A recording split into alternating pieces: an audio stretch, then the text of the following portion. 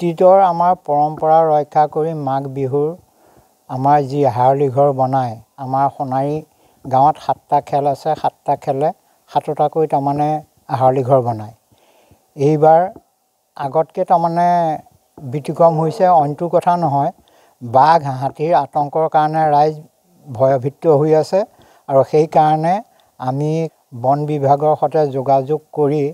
আমাৰ যি বাঁহ লাগে আগৰ পৰম্পৰা ৰক্ষা কৰি আমি পাহাৰৰ পৰা কাকৰ বাঁহ আনিয়ে বিহু ঘৰ বা হাৰলি ঘৰ বনাওঁ এইবাৰো বন বিভাগৰ মানুহৰ লগত লৈ গৈ আমি বাঁহ আনিছোঁগৈ অহা শুকুৰবাৰৰ পৰা আমাৰ এই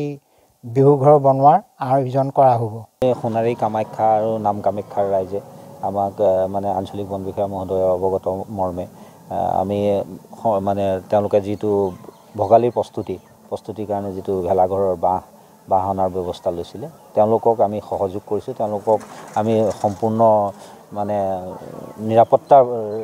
ৰাখি প্ৰদান কৰি তেওঁলোকক বাঁহ অনাৰ ব্যৱস্থা কৰিছোঁ তেওঁলোকে বাঁহ আনিছে আৰু ভোগালী বিহুৰ শুভেচ্ছা সকলোলৈকে আপোনালোকৰ চেনেলত জনালোঁ